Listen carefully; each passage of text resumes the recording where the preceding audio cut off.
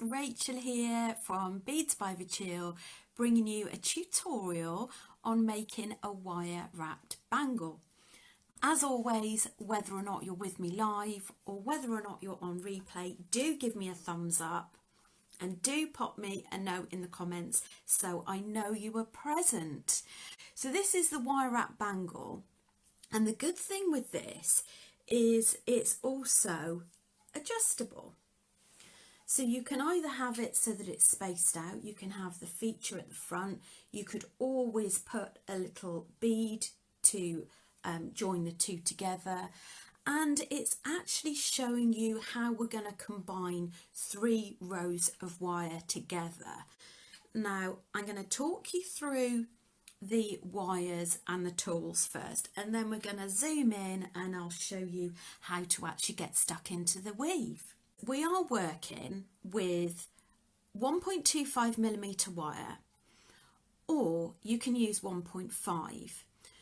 I think 1mm is going to be a little bit too thin, especially as you've got it on your wrist. You want something that's going to maintain its shape, so that's why we're using a thicker wire. Now in the Facebook group I put together bundles, but the bundles come with 2 meters of this and 6 meters of 0.4, which is your weaving wire. So I've got it in the copper, which is non-tarnish, even though sadly over time it does tarnish, the silver plate on copper, and there's just one gold as well. Just to let you know the difference with copper wires. The copper wires that are tarnish resistant are treated. So they're treated so that they've got that nice shiny look, and it maintains it hopefully for as long as possible. And just to get rid of any tarnishing, you can use a silver cloth. Now, if you wanted to get that oxidized look and that blackened look, you'd have to buy bare copper that's got no non-tarnish on it. Excuse me. And what you do is you paint it with liver of sulphur. I've done actually a demo on it. You can't blacken non-tarnish wire because the liver of sulphur just glides off it. You're gonna need a set of cutters. If you're going to be doing lots of wire working, I'd recommend you invest in some nylon jaw pliers and some looping pliers for the ends. Now, would you believe my bangle mandrel is huge? I can't find it. I think it's in my shed from when I moved from my shop to my home, or moved my shop to being at home. So the good thing is I'm going to show you alternatives. Good old charity shop, you can invest in a rolling pin. Most people have got one in the cupboard. Ideal shape for a bangle, so you can use that. I ordered some fabric and I kept the inner tube, and this is perfect size as well. So there you go. Oh, and a nylon tipped hammer as well is ideal, but to be honest, you can manipulate the shape with your hands if you're stuck for that. I am gonna show you the weave, and then I'm gonna switch over to another one and take you through the last stages. Before I do that, I have cut 3 lengths of 1.25. Now what have I got? I've cut it at 10.5 inches. It really depends on whether or not you want your bangle overlapping or whether or not you want it spaced out. So you're going to have to play around with the measurements a bit. So here's my 3 lengths. I would start 2 inches from the end. Personally, I prefer to work from the reel. So this is my 0.4mm wire. And if you need to, straighten the wires up with your nylon jaw pliers. The first part is the more challenging. Get yourself a tail, about 1 inch, and have it under your non-dominant hand. Can you see that? So I'm just clamping that down and wrap round the first one once. Now add this one on the top, so you don't want any gaps in between. And then you're going to actually bring that to the front and do a full wrap and bring it up at the back. Then going to add the third one and bring another wrap round the front again. Don't worry if you didn't catch it, because I am going to do it several times. So hopefully if I just twist that, one single weave on each of those. So we can trim the tail off in a bit. Now what we're going to do is work back in blocks of 2. So bring this around the front and in between number 1 and number 2, like that. And then we're going to bring that in between 2 and 3 at the front, and then in between 1 and 2. All right, I'm going to do this combination a couple of times so that you get the idea. So that is the pattern that we're doing. So we do 3 singles going up and 2 doubles going down.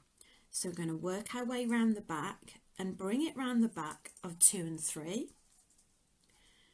Bring it round the front and in between 1 and 2. So we call this 1, 2 and 3. Then we'll bring it round the front of 3. Okay, now we're going to work back in groups of 2. So we're going to group together 2 and 3. So we take a nosedive in between those 2. And then we position it in between those 2, ready for the next one. Then in between those 2, ready to start the next one. I'm going to continue with that weave. So we're doing our 3 single wraps up.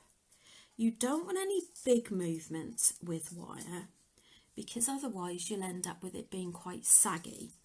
Then you're going to do 2 groups of 2 coming back. The reason why I'm using 0.4mm instead of 0.3 is really it gives it a bit more strength, and also your weave works quicker when it's a thicker wire. So we're doing our 3 single wraps going up, coming down, we're doing blocks of 2, and every now and again push it up together. If you haven't got nylon or pliers, what you could always do is pop a bead on there and just push it up that way. All right, let me just tilt that. So can you see that lovely weave that you've got? And what it's done is it's anchored all of those together. I'm just going to do a couple more combinations.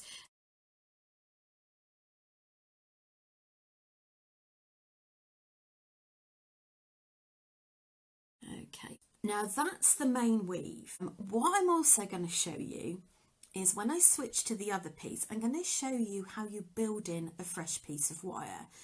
So for whatever reason, say you've run out of wire or your wire's got kinked and you have to cut it off, what do you do?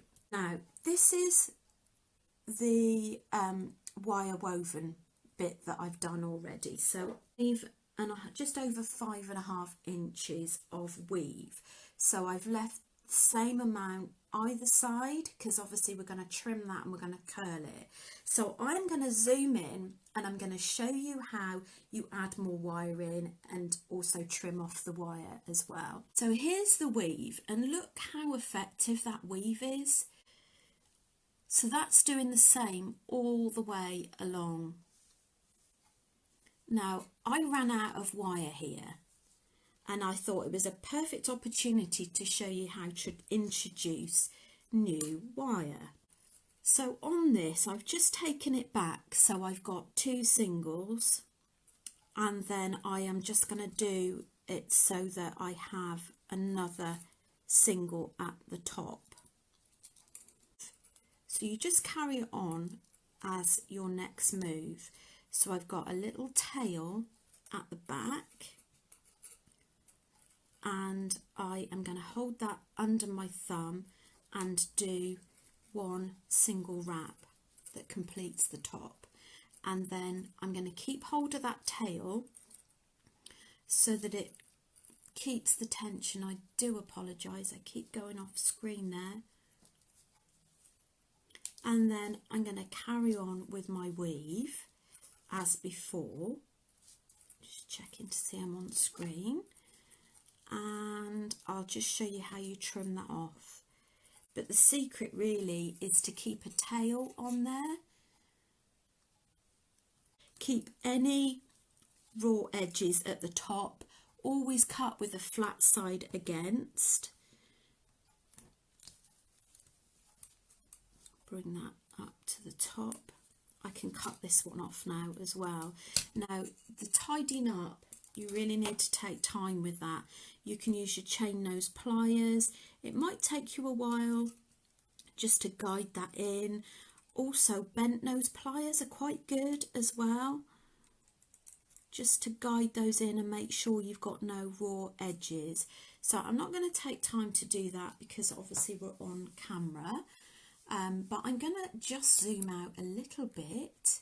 I would suggest, so for making these end parts here, I would suggest that you do it whilst it's flat rather than hammered, because it might be a little bit more difficult to actually measure it. I'm going to do that 1.25 inches.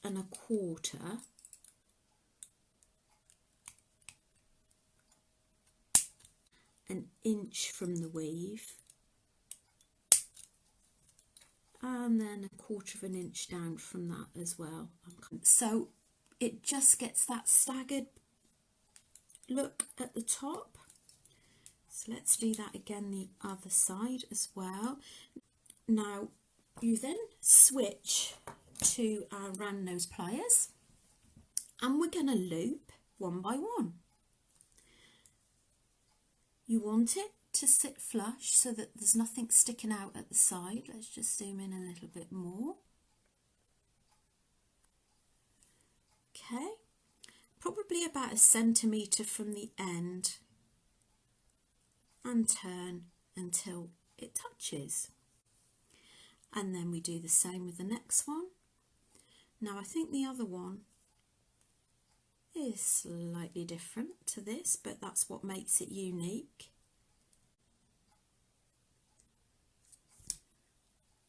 So there we've got the 3 loops, so we do the same the other side.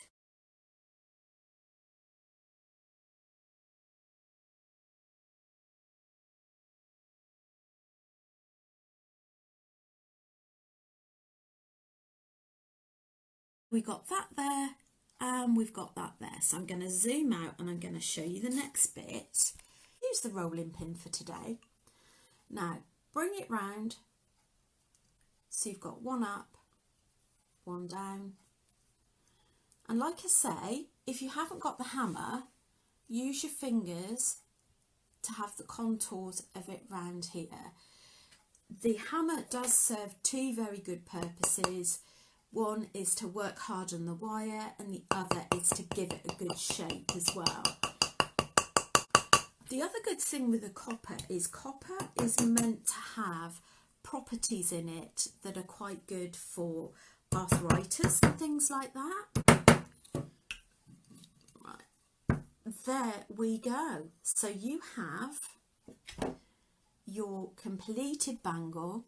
So you've got your completed bangle, and if you're selling these, the good thing is you can make them adjustable as well. Also, if you want a gemstone to go on there, you need to make sure it's big enough to slide over the wrist. But the other thing you could do with this as well is you could experiment with more rows. So if you added another row in, you just, like for example, we did 3 singles, you'd add 4 singles or 5 singles, and then you just pull back in groups of 2 at a time. The copper one.